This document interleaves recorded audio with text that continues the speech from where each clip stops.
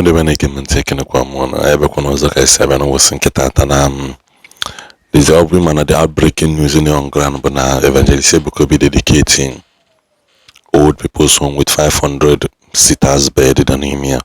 Old people's home and psychiatry hospital. So the hospital contains about 500 beds and the old people's home Nokwalo Owenkia Ite and the governor of Anambra State, Professor Charles Chukwuma Soludo, Bekwane commissioner the project.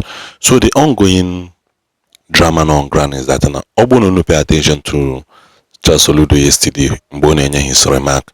And were two things in Chokuno Piki. One, he made mention of something like, now this is the type of project government kwesịrị na-alụ. So which means they realize that the government has failed the people, one, and they know that building this type of thing by a church shows that they have the interests of the people at heart. He understands that this also this is the type of project government kwesịrị na-alụ, and he also said that the government will now think of a way to support what they are doing, because if you are them mad there with doctors and patients and attending to over 500 people, because automatically there they are over 400 people in a feed now accommodate free of charge, that the government should find a way to support. You see that they will now go back to see how they are going to do to support. And he also promised some on making sure that the road leading to that place should be tidy, because that road has been named after Soludo. He made it a mention. Man, it's so sad that hatred it goes so much deep in our society that people no longer celebrate in Homa, Mela, and them mad. Secondly, he said that another Catholic body, another Catholic church body is building another old people's home in Anambra State, which they will soon hand over again to the government. What other evidence do you need to show that a church has the humanity of people at heart? All this too much of church or where people go in our society today. Come rain, come sun, church are building more people more than government. If Soludo can open his mouth and say that this is the type of project government kwesịrị the name, government kwesịrị the name, ije to other Western bodies foreign and say no you go now government now that is why something like this is being celebrated because government has failed the people. Yes, government has failed the people, so Ndobona Melia should be commended for it. It's just so sad that many people fought on with deaf ears. I celebrate some of the churches that reposted it, and some people some other gullible, wicked people, individuals in our midst today fail to celebrate this thing. Obrona na Yoruba ki ha na ma yiji akondi Igbo no sekere ihe ndị Igbo mego. Obrona na ndị Hausa ko me ndị be ha ye celebrate. Something mezia no obodo gị, even under Naboro ndị Anambra celebrated it, man, and the ndị Anambra refused to celebrate it. Man, you people are quick to celebrate Dibia low hotel in his own pocket, in his name. People are quick to celebrate Dibia's low hotel that are not even enriching the public, but also enriching themselves for themselves and themselves alone. You don't think about the workers that will be working in that hospital. You don't think about the workers that will be working in the old people's retirement home. You don't think about the food feeding, the hospitals, the doctors, the cleaners, the electrician, the plumbing people. All those other things, but avenue of employment again. That's why they wait for you people. Man, and then in this video, go know what I on name here.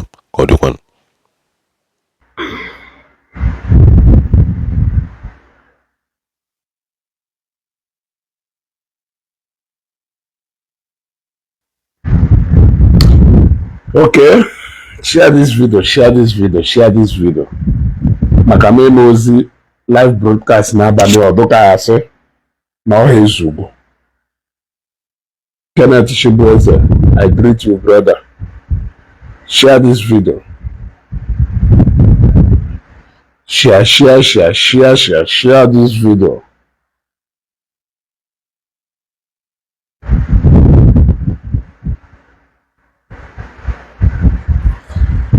share this video. Now you be the real Monday Hammer. Confirm now. What I go, we know the fear. We know the fear. Onye ju ogugu. Ongulu udo na nke ikpeazụ a. Onye ju ogugu. Ongulu udo na nke ikpeazụ a. Ife melu na Anambra State today. The so historic to the point that only onye Igbo chọrọ ọganiru ndị Igbo. Iwe fail to congratulate or to commend Evangelist Ebukobi for the step he took into bringing down the project Owotanango Alatata. If he were an enemy of Ndigbo, all thanks to Abalance Media and other people who made the video to commend Evangelist Ebukobi for taking a bold step. According to video, Uncle IB Serego, no one may for one nigga born in Ifeto Mma, provided may far to the benefit of Ndigbo. Now, before a condemn Moye, go make you sure, me will something do more than if Onyahu may bring it to the table. So, what it means is that before a quarter, if Evangelist Ebukobi, their men Anambra State today, be you Matthias, be you anybody, you must at least show your workings to be more than what we have seen in Anambra State today. Governor Soludo ni Charlie Fe Evangelist Ebukobi lolo wetuye all what will be the second compose of the video and magwa ife mehebe onye bialo agulenta obayaya ponana. The event was so historic. Now even do to Matthias mepechalo clinic or chemist shop o mepe na po madaya no ife. Judging by actions only, or suppose you na social media use wike the next 1 month. Because if Evangelist Ebukobi meru with an senior brother, elder brother, uncle, nephew, grandmother, grandfather, mother and father to what Matthias thought he did. Oga olu na enyegharị mkpọtụ. Okwenu something Soludo kwuru no nwekwara another congregation from the Catholic Church na alụkwa another old people's home hire hand over to the government. So ngwa wonyo otu ndị omenala bụ ụzọ okwu asị na ọnwụ. Can you feel willing to say at this particular time when you have seen now the church can lead, others may follow? The church can lead, others may follow. Wolonye bialo umu ita. Opato Governor Soludo nana. On a page Governor Soludo now. All Governor Soludo post to the Ifa. Charles Shukuma Soludo. Today, I received Evangelist Ebukobi of the Zion Ministry at the Lighthouse, Oka. I was on ground earlier to commission the free psychiatric hospital and the old people's home built in Aguilera by the Seraphic Foundation, the charity arm of the Zion Ministry. Evangelist Ebukobi has demonstrated the true essence of Christianity by this very act. I am happy to forge a partnership with him for the good of the less privileged and the vulnerable in our society. Why on earth we must do the work of God? Why on earth we must do the work of God? Then I'll say, God, may Anambra State continue to win. Now, Tata can chop an Evangelist Ebukobi. Now, Muriel Anambra State. Now, Muriel Niseke in Anambra State. Today, can chop Talia. No wonder which way the heart and the mind to come and build this multi-billion naira project in Anambra State. Ana m ajụ onwe m ajụjụ sị, kedu ife kpatalụ na project ọlụrụ n'Imo State? I'm not talking about Ngokpala. I'm talking about the other motherless babies who ọrụ n'Imo State. Ana m ajụ onwe m sị, why nke ọlụrụ na Anambra State ji wee do more massive than nke ọlụrụ n'Imo State? Only today can we tell the answer. Natural. And what is that answer? That the man was simply born in Anambra State. The man won Anambra State by birth, but only Imo State by origin. So, only one Igbo, owewolo na ife emeru na agụleri taa ada amasịgo, ma na-ewu an enemy of Ndigbo. Ewu onye amụsụ, ị na-eri amụsụ, suppose when they say Kobe demonstrated what it means for somebody to be an epitome of humanity. Onye bịara agụleri taa ada eti mkpu na-akpọ ife, and the nyesile ebe ahụ do okay enough to feed even a whole community. 20,000 bags of rice. Onende yeri. Owele agbanụ na ife omelu na Imo State, mee na Anambra, n'ọka ya eme na Abia, Ebonyi, and Enugu State. Gọvanọ Soludo wee na-eche ife a wee tuo onye ọrụ atụ egwu nke mbwa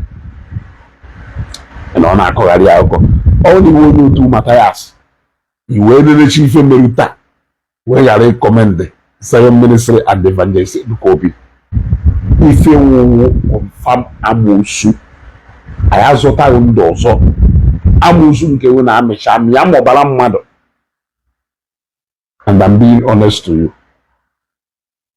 What happened, Aguleri today, to so historic, and the posterity will always judge Evangelist Ebukobi, and Anambra State will always favor him.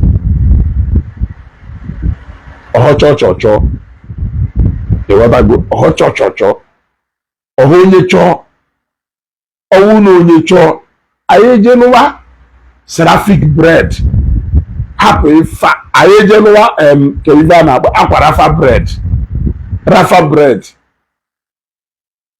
Ya de wote ego. Happy Febetua.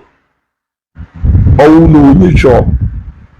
Aye will go. Aye something like this.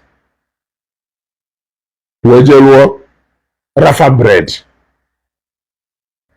Makana mana Rafa bread is a money-making venture that will make more money from the adoration.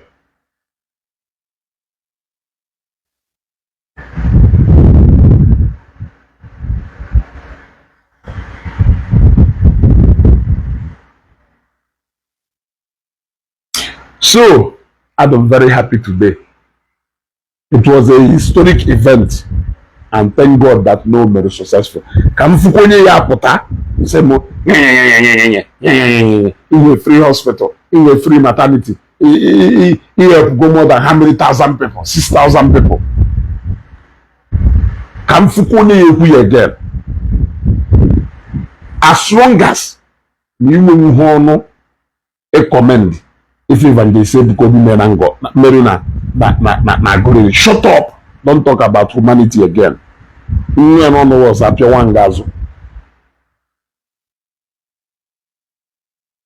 Every well-meaning Igbo man supposedly appreciate Evangelist Ebukobi for this gesture. Every well-meaning Igbo man supposedly congratulate Evangelist Ebukobi for this gesture. Now, I just said, let me say something a bit this night. I'll pay for tomorrow morning. Diego data. Then I pay Jesus go Global TV. Oh yeah, that fear. May God bless Zion Ministry, and may God bless Evangelist Chukwuebuka Anoziobi. Chineke yenye ya ogologo ndụ na arụ izu ike, and Chineke yenye Zion Ministry grace to always continue to impact into mankind. I still remain your favorite Ezugo. Come on.